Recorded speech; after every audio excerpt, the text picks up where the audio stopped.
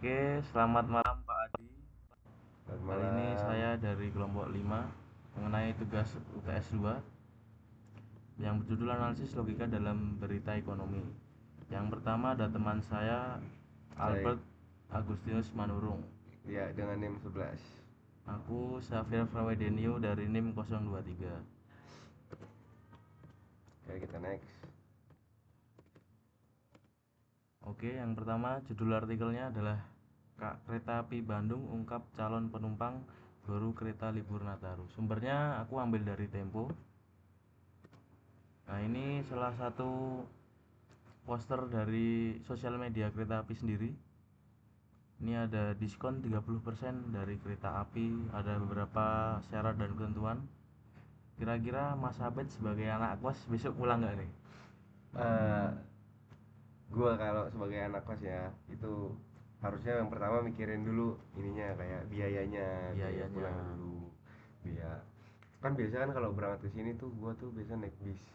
Ya naik kan? bis. Cuman kadang-kadang tuh capek naik bis kayak Capek ya? lama di perjalanan gitu kan. Jadi kemungkinan kayak bulan Desember nanti pulang naik kereta, cuman kita ngeliat harganya dulu. Oh ya. Kalau ngeliat dari harga yang kemarin tuh kayak sekitar 350, cuman ini kalau sekitar ada kenaikan 30% apa diskon ini? Diskon, diskon. Oh diskon ya, berarti lebih murah, berarti Lebih kayak hemat, ya lebih lebih hemat. murah ya, sekitaran jadi 300, ya 300 gitulah harusnya. 300 ya apa 200 200 Sekian. 280-an lah harusnya ya, harusnya 280-an. Jadi kayaknya kalau harganya masih di bawah 300 kemungkinan kayak bakal saya ambil ya, bakal Masih pulang ya. masih affordable ya Iya masih affordable banget, kayak untuk ukuran kereta gitu ya, kayak iya, 8 jam asik gitu, ya. asik gitu jalan Sebelum itu juga. Mas Abed nih teman-teman sama Pak Adi belum tahu. Nah, Mas Abed dari mana Mas Abed Oh nih? iya, sebelumnya perkenalkan Pak, saya asalnya dari Tangerang, Tangerang. saya dari Tangerang Pak. Nah, kalau saya asli Jogja saya Pak. Hei. Selanjutnya yang argumennya berisi tentang lonjakan permintaan seperti karena peminatnya banyak kereta api khususnya mungkin di Jawa Pak ya, karena kalau di Jawa permintaannya sangat banyak karena juga pusat kota sebenarnya. Kota pelajar lah gitu ya. Iya, sebenarnya semua di Jawa banyak sih Iya banyak ya. peminat kereta api. Selanjutnya ada kapasitas kereta disiapkan besar karena dari pihak permintaan, lalu KAI sebenarnya memberi kapasitas kereta yang lebih besar. Lalu yang ketiga ada tingkat kepercayaan masyarakat pada KAI. Karena dulu sempat KAI dulu sempat buruk sebenarnya ya, dari zaman-zaman dulu. Mas Afid ngalamin nggak yang dulu? Nggak tahu Pernah sih, tahu nggak? nggak tahu. Ya dulu setahu saya, yang pernah saya baca juga pernah saya dengar tuh kereta api sudah melakukan perubahan besar-besaran. Seperti dulu kayak bisa naik di luar gerbong, terus bisa ngerokok di dalam gerbong. Untuk sekarang kan sudah perubahan besar, lebih ketat, tidak bisa kayak gitu sekarang. Terus ada lagi promo diskon tiket yang tadi di pamflet sebelumnya dari sosial media KAI. Selanjutnya ada himbauan untuk pemesanan tiket resmi. Maksud dari pesan tersebut adalah jangan lewat calo kalau bisa. Jadi resmi Hmm. dari KAI akses kalau bisa ya. Jadi kalau misalkan dari aplikasi-aplikasi itu masih oke nggak? Maksudnya masih Masih oke. termasuk Dari termasuk resmi tiket.com itu ya? ya, Oh, itu masih oke. Selanjutnya ada beberapa premis yang kita berdua temukan. Yang pertama ada KAI Bandung mencatat bahwa masyarakat mulai ramai membeli tiket kereta api keberangkatan dari Daup 2 Bandung untuk periode libur Natal dan Tahun Baru 2026.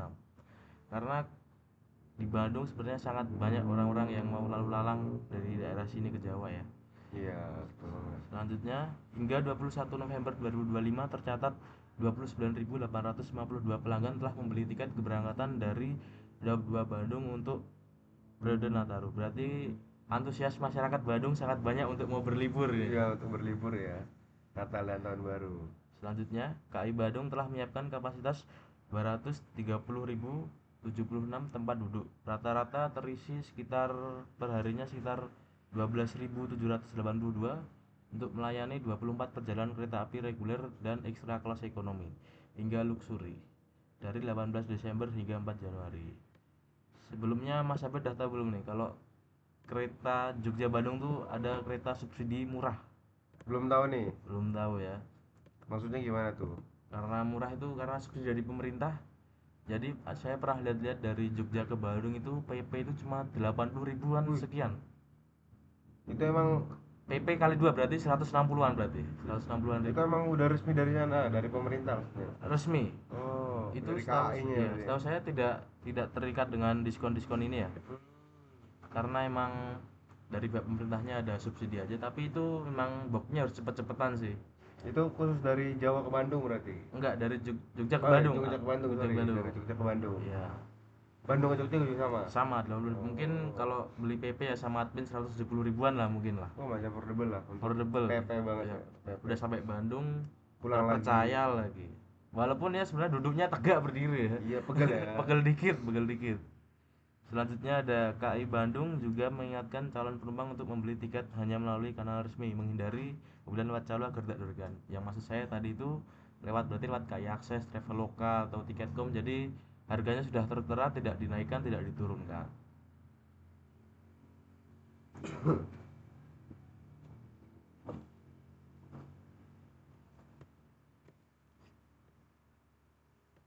Oke. Nah, kita masuk ke dalam kesimpulan. KAI Bandung mempersiapkan diri secara matang menghadapi lonjakan permintaan tiket untuk periode Nataru dengan menyediakan kapasitas besar dan mendorong pemesanan lebih awal. Kayaknya nggak tahu kenapa ya, kayak menurut gua kalau eh, menghadapi lonjakan lonjakan yang besar itu kayaknya bisa membuat kericuhan nggak sih, ya nggak sih? Sebenarnya karena kalau menurut saya sih, menurut gue ya, kalau Iya. KAI karena sudah aman menurutku sih, karena tingkat kepercayaannya tinggi, jadi peminatnya banyak permintaannya. Oh, soalnya juga kan kadang-kadang kan karena murahnya, terus karena ini jadi orang-orang pilih ke situ Iya, terjadi. beralih lah ibaratnya. Iya, apalagi kan kebudayaan yang nggak tertulis di Indonesia ini kayak budaya ngelawannya itu kan lumayan tinggi ya. Iya. Situ nanti ada, semoga aja nggak ada bentrokan-bentrokan seperti itu. Terus lanjut juga ada lonjakan minat masyarakat menunjukkan kereta api semakin menjadi pilihan utama untuk perjalanan jarak jauh pada masa liburan.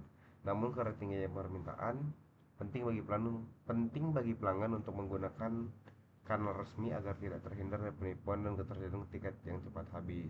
Ini yang tadi kamu ngomong itu ya. Iya. Jadi buat ingat sekali lagi untuk teman-teman semuanya, terutama bukannya ini ya, siapa tahu kan emang lagi sialnya gitu Iya. kan, emang murah di tempat orang, Iya. cuman lebih baik mahal tapi pasti dibandingkan kayak gitu. Mari kita next lagi. Ini ada klasifikasi penalaran. Nah, yang pertama itu ada penalaran induktif. Premis-premis berupa data faktual dalam kurung jumlah pembeli tiket, kapasitas tempat duduk, lonjakan permintaan, promo, himbauan resmi digunakan untuk menarik kesimpulan bahwa masyarakat mulai ramai membeli tiket kereta api jelang Natal dan Tahun Baru 2025 atau 2026. Yang kedua, kaidah kaidah of 2 Bandung sudah mempersiapkan kapasitas dan lain sesuai kebutuhan. Lalu yang kedua ada penalaran kasual. Teks mengaitkan sebab akibat, misalnya lonjakan permintaan menandakan meningkatnya kepercayaan masyarakat terhadap moda kereta api. Lalu yang kedua ada adanya promo harga dapat meningkatkan angka pembelian tiket. Kayak semacam saya nih, kalau ngelihat harga murah gitu kan pasti bakal langsung pulang gitu ya, Iya. sewajarnya manusia aja gitu Apalagi kan. jauh dari orang tua ya. Jauh ya, pokoknya murah dan pasti nomor satu, itu ya poin yang diutamain gitu kan. Yang ketiga ada penalaran deduktif. Jika KAI menyediakan 230.076 kursi dan periode Natal dan Tahun Baru berangsur 18 hari, maka kapasitas per hari sekitar 12.782 kursi. Itu sebuah kesimpulan matematis deduktif. Kita lanjut ke logika yang fail atau kesalahan logika. Yang pertama itu ada generasi berlebihan atau dalam bahasa Inggrisnya over generation. Generalis over generalization. Oke, itu banyak. Yang pertama, pernyataan bahwa lonjakan permintaan berarti masyarakat menilai kereta aman, nyaman, dan tepat waktu terlalu luas. Yang kedua, kenaikan pembelian tiket bisa mempengaruhi banyak faktor lain. Tradisi mudik, habis itu ada promo harga, habis itu ada jarak perjalanan, kemacetan jalan raya, dan lain-lain. Habis itu yang B, ada asumsi sebab akibat langsung. Kayak karena tiket naik, maka kepercayaan masyarakat meningkat. Habis itu tidak ada data survei atau indikator lain yang mendukung klaim ini. Yang ketiga ada yang ketiga ada ambiguitas pada interpretasi permintaan dilawan dengan kapasitas. Yang pertama itu contohnya belum ada analisis apakah 29.852 tiket yang terjual hingga 21 November menunjukkan kelebihan permintaan. Permintaan normal justru masih jauh dari kapasitas normal. Yang kedua, bisa terjadi misinterpretasi bahwa lonjakan besar sering terjadi padahal belum ada dibanding historis. Yang keempat, potensial confirmation bias. Teks lebih menonjolkan narasi bahwa KAI siap melayani penumpang tanpa menyertakan data pembanding atau potensi kendala operasional. Nah, ini ada dampaknya. Dampak kesalahan logika adalah yang pertama itu ada analisis kurang efektif, yang kedua ada bisa menyebarkan salah paham, yang ketiga ada kekuatan argumen menurun. Perbaikan argumennya di sini tuh yang pertama, sertakan data pembanding untuk menguatkan klaim. Salah satu contohnya, tampilkan pertumbuhan persentase untuk benar-benar menunjukkan bahwa terjadi lonjakan. Yang kedua, perkuat klaim kepercayaan masyarakat dengan bukti lain. Contoh salah satunya adalah data survei kepuasan pelanggan. Habis itu contoh yang ketiga itu harus dijelaskan konteks kapasitas dilawan dengan permintaan. Contohnya kayak kursi tersedia 230.076 dan yang terjual 29.852 per 21 November. Habis itu yang keempat ada perjelas hubungan antara promo dan penjualan. Contohnya itu seperti pisahkan nama penjualan yang terjadi sebelum dan sesudah promo. Habis itu yang kelima ada tambahkan imbuhan keamanan dan kanal resmi secara lebih terstruktur. Contohnya kanal resmi yang diakui. Oke, terima kasih teman-teman dan Pak Adi yang sudah menonton atau memperhatikan kita. Ya. Kami dari kelompok 5 pamit undur diri. Terima kasih. Shalom.